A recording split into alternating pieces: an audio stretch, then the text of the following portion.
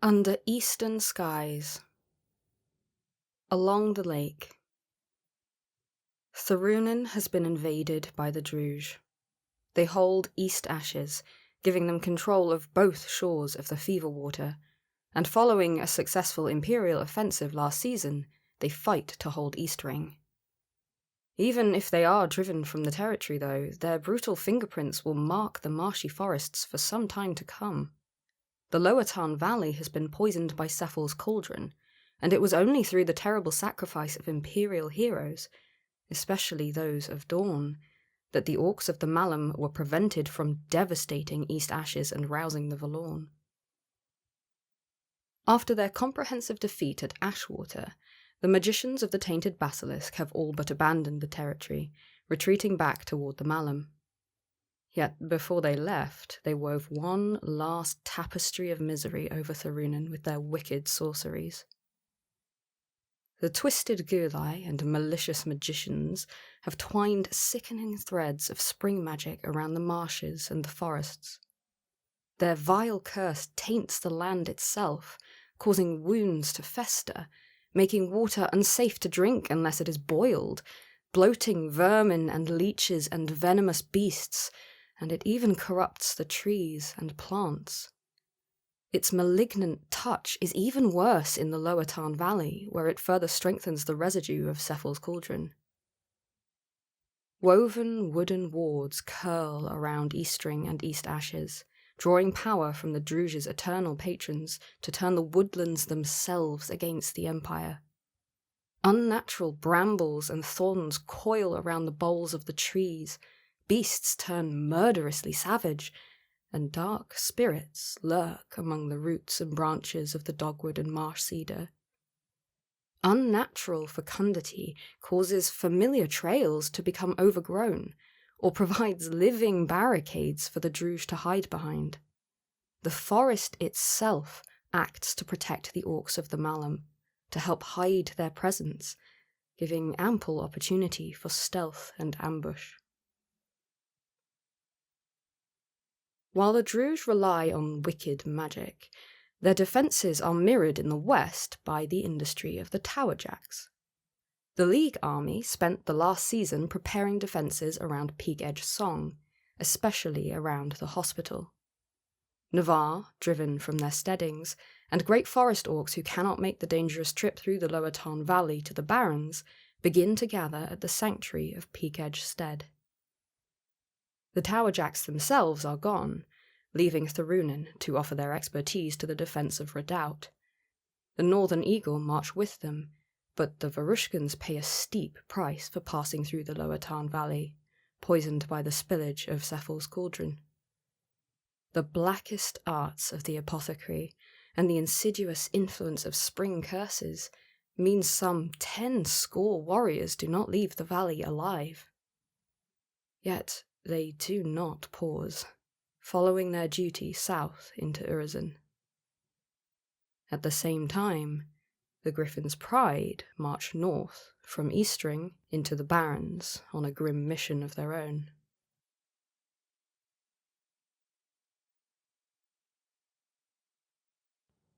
Burn them to ashes. If the Navarre of Thorunin are worried about the departure of the 3 armies, they keep their concerns to themselves and focus on preparing for another Druj onslaught. They are by no means undefended. The Blackthorns, the Ironhelms, and the Golden Sun remain in Eastring to fight the Druj, to drive them across the border and secure Thorunin. The Thorns are accompanied by a cohort of elfin knights, summoned from the court of Eleonaris. They relish the opportunity to fight the Druj, for the rulers of the Summer Realm have little love for the treacherous orcs of the Malum. The Ironhelms have their own supernatural allies, albeit of a very different flavour. As perhaps fits the dark nature of the Varushkan army, the dead march, shamble, with them. Bound winter spirits throng around the Ironhelms, wearing the corpses of human and orc warriors who fell in Thorunin, and using them to bring fear and death to the Druj. The Red River curse that lies over the territory plays havoc with the meat they puppet. While it does not decompose, it still breeds swarms of writhing worms and clouds of biting flies, and the stench quickly becomes almost untenable. They still fight, though, eager to taste the flesh of the Malum orcs. Along with their magical allies, both armies are accompanied by independent captains, their grim warbands eager to defend Thorunin and drive out the Druj. The Thorns and the Helms essay a balanced strategy that weighs the need to drive the Druj out against the need to avoid their traps. The Golden Sun, meanwhile, employs tactics they honed in the Barrens, consolidating the Imperial hold and rooting out the guerrillas, ambushers and assassins left behind by the retreating orcs of the Malum. These three remaining armies are joined by Izella's dance, well rested after a season recuperating in Astolat. The newest Navarre army pauses briefly in the heart of Patat before marching east through Hope's Rest and the Bleaks and into Eastring from the north.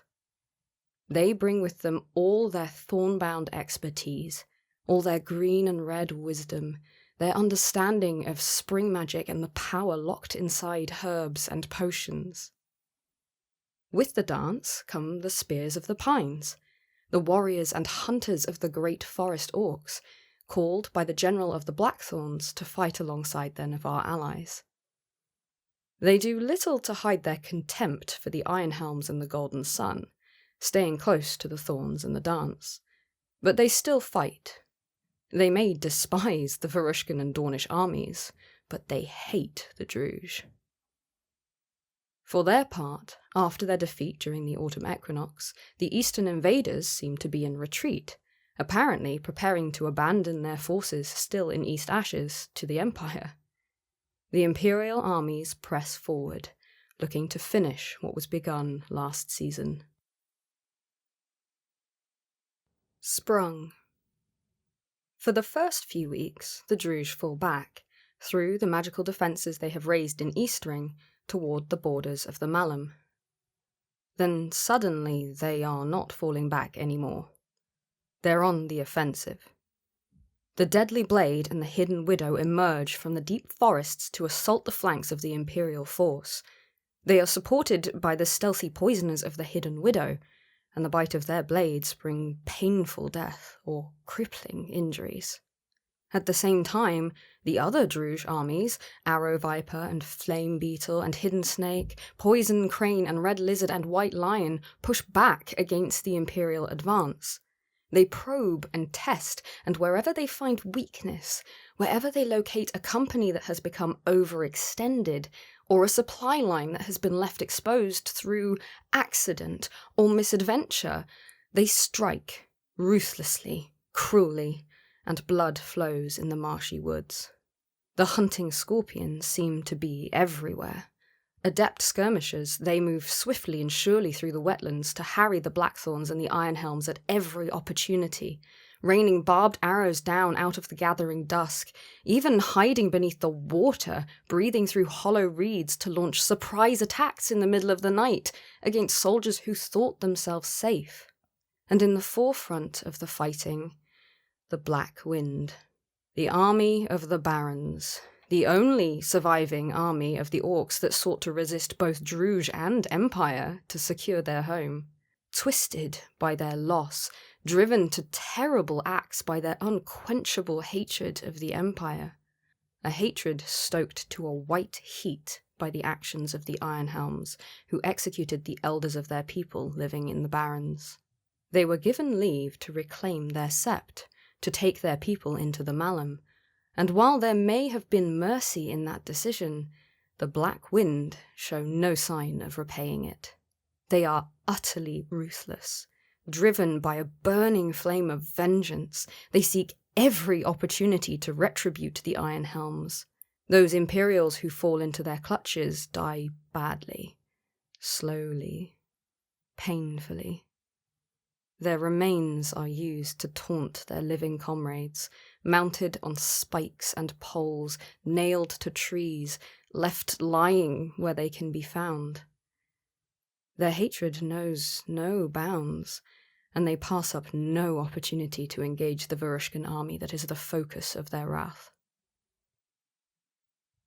Had the Empire been more reckless in Tharunen, had they charged into the fray seeking to drive the Druj out with force, things might have gone very badly indeed. As it is, the more balanced approach allows the armies to avoid the trap before the jaws close around their legs. But it soon becomes apparent that the Druj outnumber the Empire by a significant margin. The Druj are not reckless, however, and for a short time that provides a spark of hope that the Empire might still prevail. Their assaults are cautious, measured, cunning. They rely on their dark sorcery to eat away at those they injure, to do their butcher's work for them. A coward's strategy, but one that works. Whenever they face strong resistance, they draw back, only to attack again from a different direction or in a different place. The pressure is constant. The threat of attack never goes away, and the fear and stress it places on the armies of the Empire begins to grow.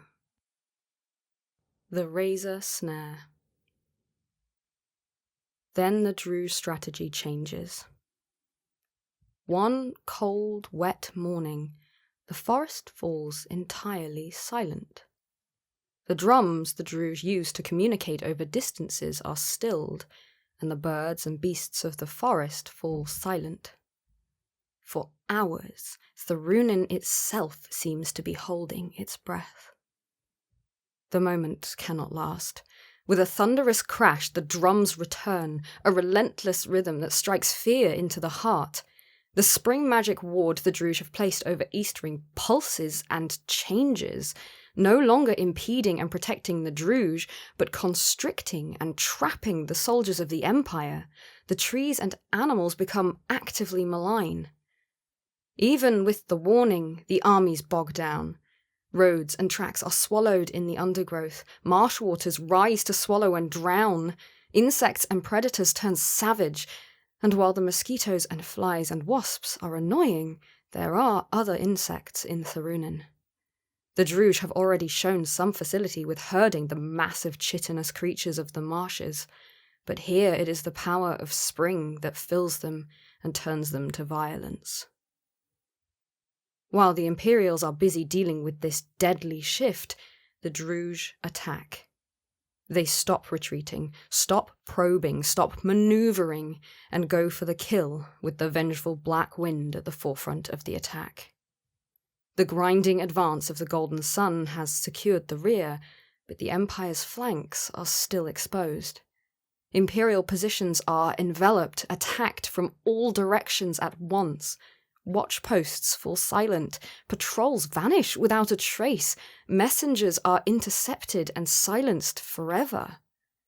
The armies of the Empire stand, but the Druj keep coming.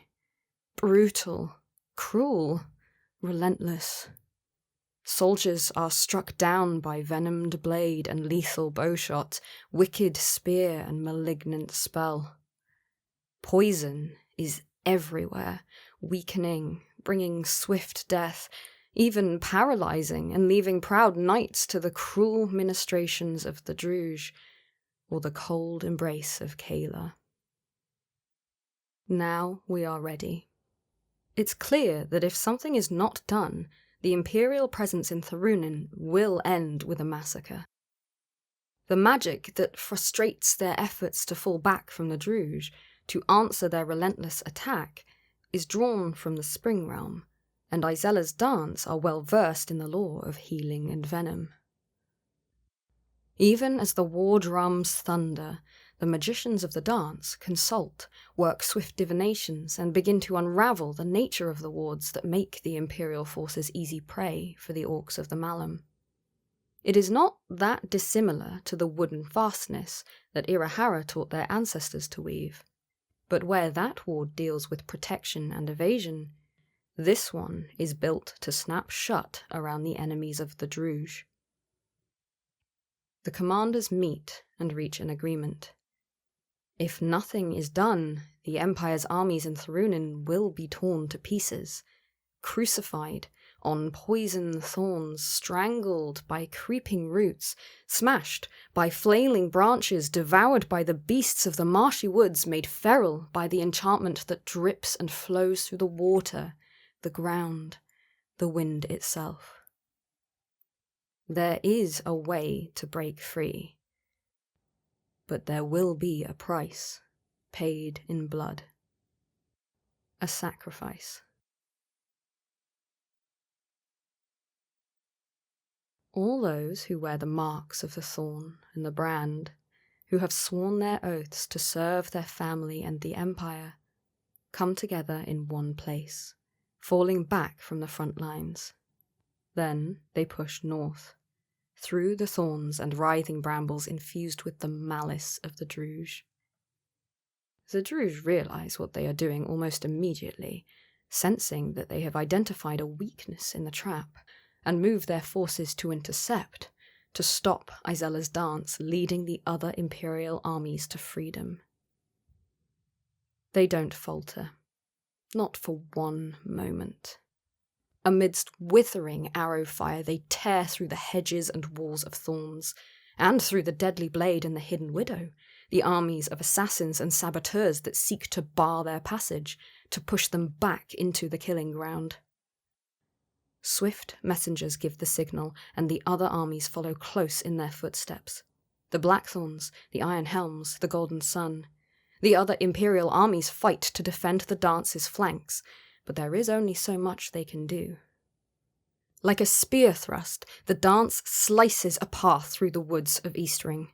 When one of their warriors falls, pierced with arrows, impaled on a spear, frothing their lifeblood from their lips as Druge poisons take hold, another steps up to take their place.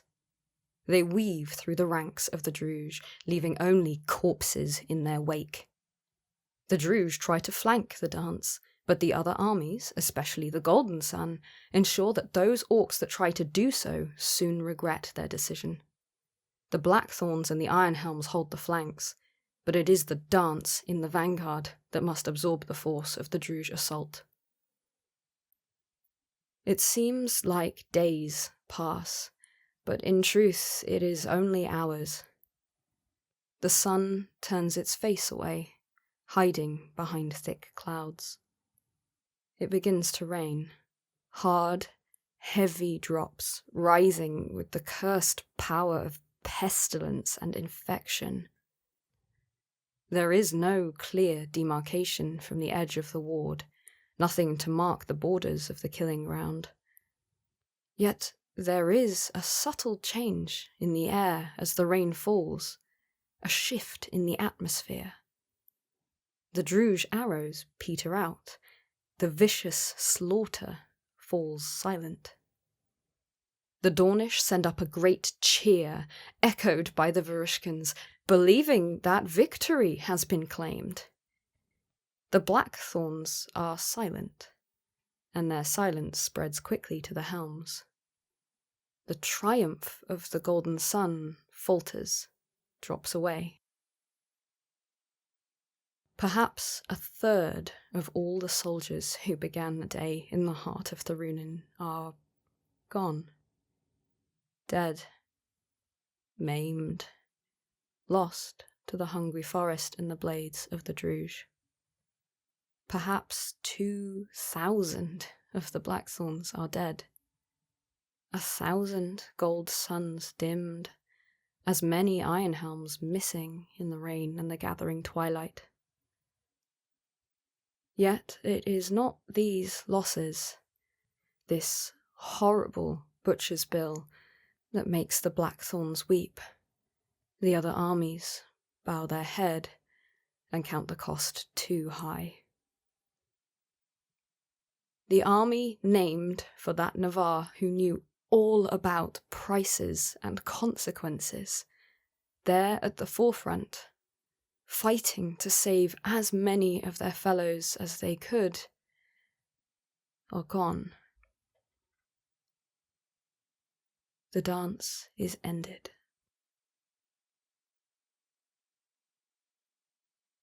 Desperation. There is little time to grieve. At least the gift of Kayla will offer escape to those who have fallen into the hands of the Druj, cold comfort to those whose friends have fallen. The Druj have not gone, have not abandoned their attempt to slaughter the armies in Tharunan.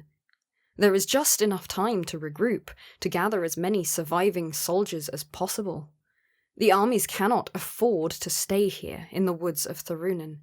They are still outnumbered, weakened by the loss of so many lives.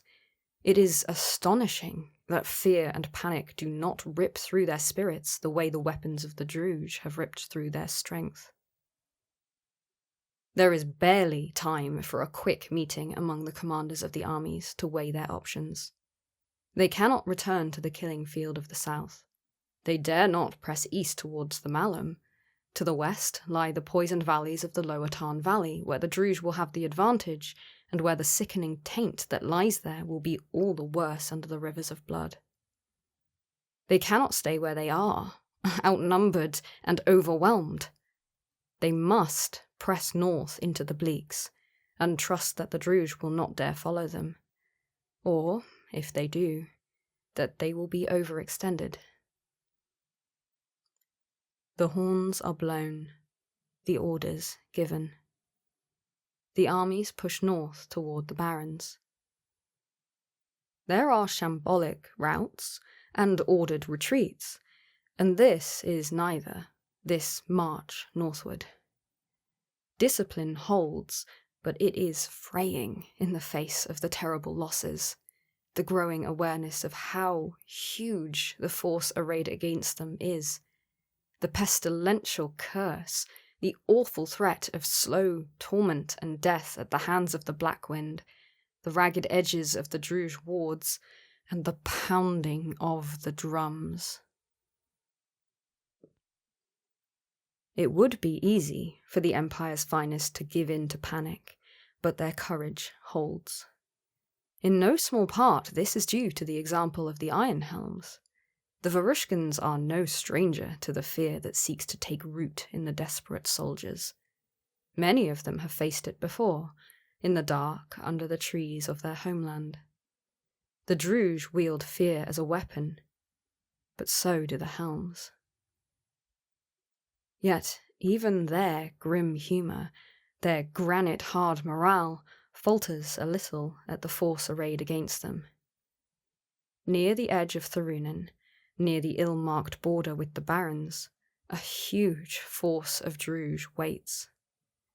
At their forefront, the sable banners of the Black Wind flutter, adorned with cloven shields, broken weapons, scraps of armour, torn shreds of standards and surcoats and cloaks, fly-blown body parts, all clearly taken from the soldiers who have died in Tharunan.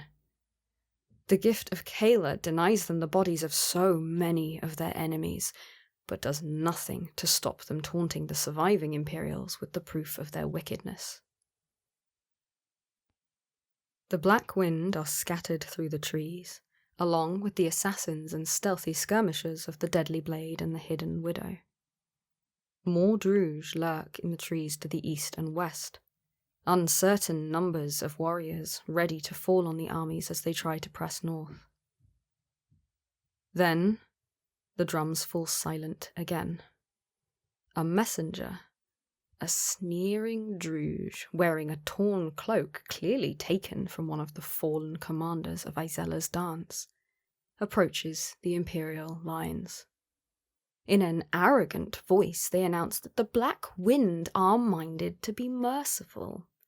If the Navarre and the Dornish lay down their weapons and allow themselves to be taken, they will not be slaughtered. Rather, they will be carried east into servitude as slaves of the Malum, servants of the Druj, to work off the crimes of the Empire in the fields and the mines. For the Varushkans, though, for the soldiers who butchered their elders, the folk of their sept left in the barrens, there will be no quarter given. Each one will die scream. The messenger's voice stops suddenly.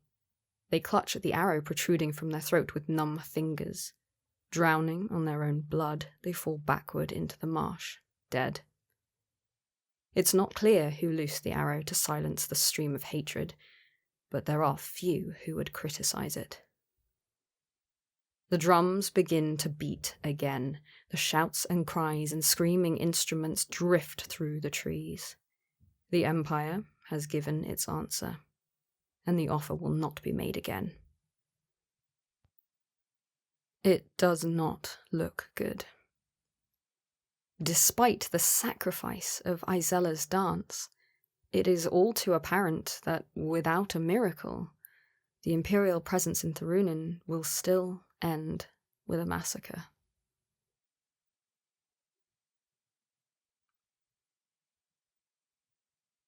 Onwards through the snow. The golden sun, the black thorns, the iron helms. They gather close together, prepare their lines. The most heavily armoured face outward, forming a wall of steel and mithril against the Druge. Archers and spear fighters strike over or through the wall as the Imperial force presses toward the border. The Knights of Glory roar their fury. The Golden Sun raise their voices in a single hymn to glory, to the strength of the Empire. The Black Thorns and the Orcs of the Great Forest join their voices in a savage lament for the dead. The Iron Helms. The Iron Helms and the dead warriors that fight beside them remain silent, weighing the odds, considering their options. The shambling dead that fight alongside the Varushkans do not fear death. Know that if their flesh fails, they will simply find a new puppet and keep fighting. The mortal soldiers are not insensible as they are, but perhaps that gives them greater strength. They know what is at risk here. These are the elder children of Mother Varushka, of the land of monsters, of the haunted hills and forests darker than anything that the Druge know. They know that sometimes one must choose the lesser of two evils, that the road is rarely easy. Sometimes there are no good choices, and yet one must still choose. It is possible to do everything right and still lose. The true, final test of the spirit is how one faces the darkness, especially when there may be nobody left to speak of it.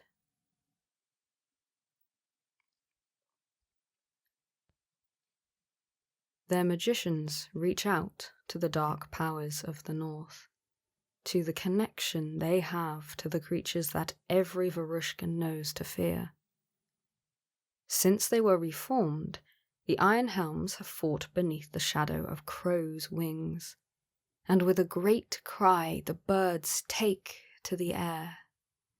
They soar above the trees, and the Houndmasters and Schlachter of the Iron Helms break their silence, sound their horns, and march. The birds lead the way, a cloud of feathers in the gloaming, swooping down like hunting hawks to tear at the eyes of the Orc warriors. The hounds and their handlers howl, meeting the savagery of the Druge with equal bloodlust. Axes hew through enemies, collapse trees, smash makeshift barricades, cut through trap lines. Varushka sets the pace, but their fire spreads quickly to the Golden Sun and the Blackthorns. Some Druge are cowards, the kind of bully that instinctively fall back in the face of challenge. Sadly, the Druge are as afraid of their own masters as they are of the Iron Helms, and know that the Buruk Tepal will not hesitate to make an example of them if they show too much cowardice. So when they fall back, they quickly reground and return in force. The Imperial troops pay a terrible price, and the lion's share is paid by the Iron Helms. heavy as their armor is, doughty as they are, keen as their axes strike, they are at the forefront, and they face the full malice of the Druge. Yet the army is also bound around with winter magic. A host of winter spirits fights beside them, and as they slog through mud and blood, forging a path for their allies to follow, selling their lives as dearly as they can, they are cut to pieces. Then, one by one, the fallen Varushkans begin to rise again. Not only those who fall in this final desperate push to escape Thorunin, but emerging through the sleet from the south come many more dead Schlachter, Kabbalists, hounds, and soldiers.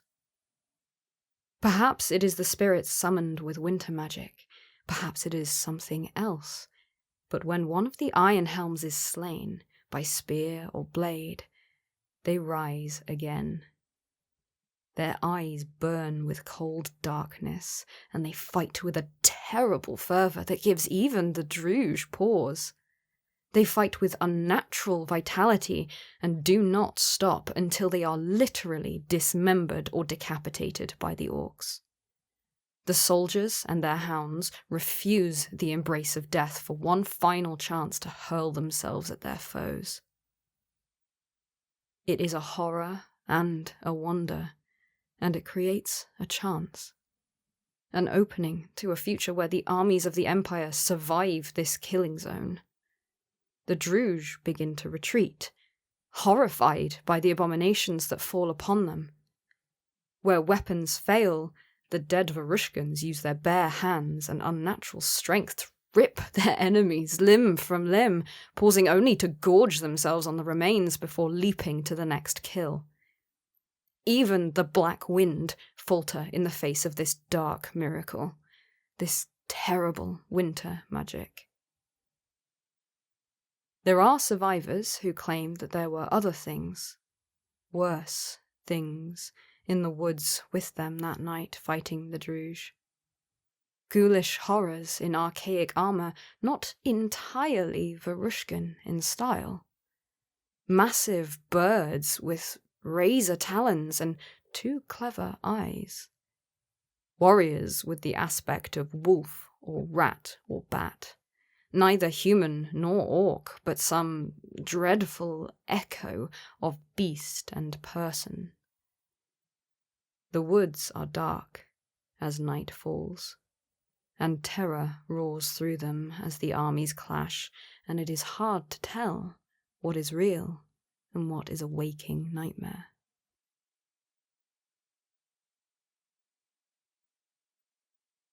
In the end, the Black Wind sound the retreat, falling back. The Imperial armies make it across the borders, into the forests of the Barrens, following, by coincidence, that same path the Griffin's Pride took several months earlier. Some Druge pursue, of course, but only a few hundred. Those Imperial soldiers who are last out, those bringing up the rear, and the scouts of the Blackthorns speak of how the Druge they have left behind are still fighting, even though the armies have crossed into the Bleaks. The dead Varushkans and their beasts continue to assail the orcs of the Malum, making it impossible for them to pursue without leaving themselves vulnerable to an attack from beyond. The rain falls more heavily in the Bleaks, but the water is clean and fresh.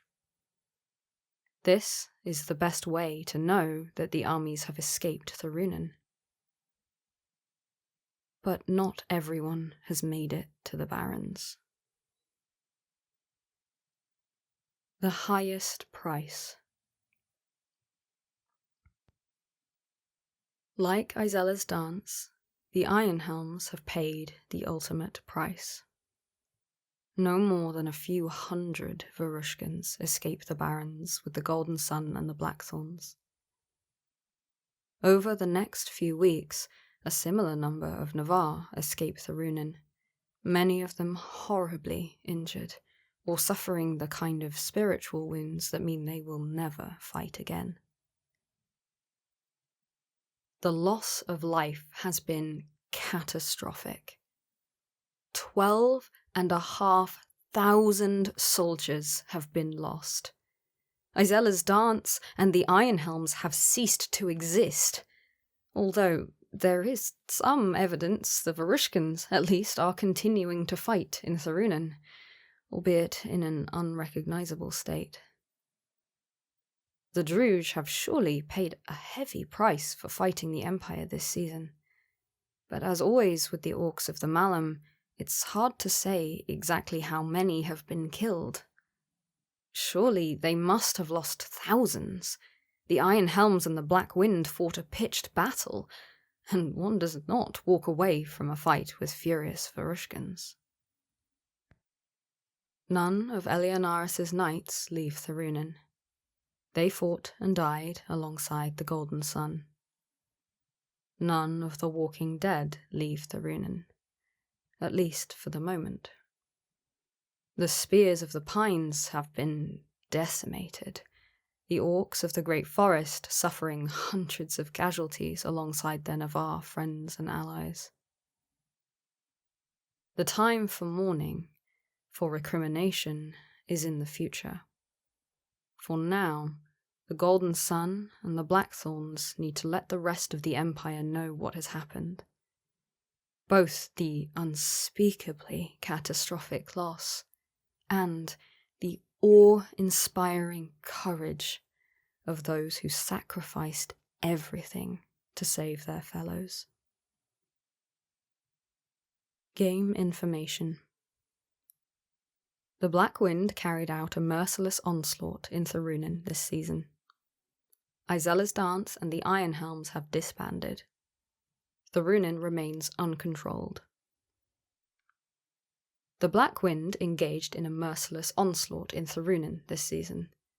2 Imperial armies, Izella's dance, and the Iron Helms took sufficient casualties to cause them to disband. While there are some survivors, these armies no longer exist. The Druj have recaptured Eastring and still control East Ashes. With the Valorn in control of Greenheart and Sweetglades, and the Navarre still in possession of Peakedge Song and the Upper and Lower Tarn Valley, no faction has majority control, so the territory remains uncontrolled. The temporary defences built by the Towerjacks before the autumn equinox are still in place, but their effectiveness is reduced. They act as a 500 strength fortification until the start of the spring equinox, when they will have decayed to the point they no longer provide a bonus during the military campaign. One possible piece of good news is that there has been no sign of the tainted basilisk in Tharunen since the autumn equinox, which means that the Druj will not be able to perform large-scale rituals in the territory, such as Rivers Run Red or the creation of magical fortifications. Participation. Anyone whose military unit fought in Tharunen this season has suffered grievous wounds. The retreat has seen numerous spontaneous spiritual auras manifest among those involved. Any general of one of the armies here, and anyone who fought alongside their warband in Tharunen this season, that is, players whose military unit was assigned to one of the armies here, or is a general of one of the armies, and whose role-playing involves them being personally present, has received a lingering wound. This will be included in your pack, and either represents a serious injury sustained in the battle, or the consequence of fighting under the effect of Rivers Run Red. If your role-playing does not involve fighting with your military unit this downtime, then you can hand the traumatic wound back in to God. Without treatment, some of these wounds might eventually become life-threatening, so seeking out a physic may be a top priority. You may also choose to begin the event terminal if you wish to use the epic battle in Tharunen as a reason to retire your character. Remember that there is no way to save a character who is terminal. During the terrible escape from the Druj trap, a number of spontaneous auras have manifested. Some of these auras will have been manifested by surviving characters. Others will be on mementos taken from fallen comrades. You can request a spontaneous aura for your character, but the nature of the role-playing effect it creates will depend on the motivation that created it. Any character whose military unit supported an army in Tharunan can email plot@profounddecisions.co.uk and pick one of the motivations given here that is most applicable to your character, which will influence the ribbon created. You should also state whether you would like the aura to have manifested on a piece of armour or a shield, and which type, or on a piece of jewellery. For those in Tharunan, we will create ribbons for those motivated by a willingness to lay down one's life when fighting beside one's comrades, a commitment to do whatever it takes to protect the innocent from the Druj, the desire to end the threat of the Orcs of the Malum once and for all, a drive to stay alive no matter the odds. You can pick whichever one of these 4 motivations most strongly motivated your character to receive the relevant aura. If you were driven by different motivations, then you won't receive an aura on this occasion. Black Miracles. Battle Opportunity. The events surrounding the sacrifice of Izella's dance and the Iron Helms might present opportunities for the Empire. Though the armies have been driven out of Tharunan, the prognosticators have identified a major conjunction to the eastern region that may present a chance to take advantage of them. Glorious Knights of the Golden Sun, we continue our grinding advance through Tharunan. We avoid the poisonous Lower Tarn Valley. We continue to defend the Navarre territory from the onslaught of the Druj. Dawn have lost much of late. All stories must end. Keep your love and loyalty for them in your hearts, in the name of their glory. Zoran de Orzal, General of the Golden Sun. Blackthorns, we fight for our homes, our people, our land. Fight for the future and one step closer to destroying the Druj and the Valorn. I call the Pines and our kin of the great forest orcs. Bring fury to the Druj and burn them to ashes. Rizart Dancewalker, General of the Blackthorns. These are times of great change, cousins. Even in death we will finish the work in Tharunan. With cold flesh quickened, we eradicate the Druj on Imperial soil. This shall mark our rebirth. The dark of winter holds no terror over us. Onwards through the snow. Alderai the Fair, General of the Iron Helms. My poison thorns. The Empire has bled in Tharunan while we healed. The magic of autumn bound our wounds, and now we are ready. The Druj have tortured and slaughtered their way through our lands. We will bring a swift death with our poison thorns. We will attack via the Barrens into East Ring. Cadwell Waystone, General of Izella's Dance.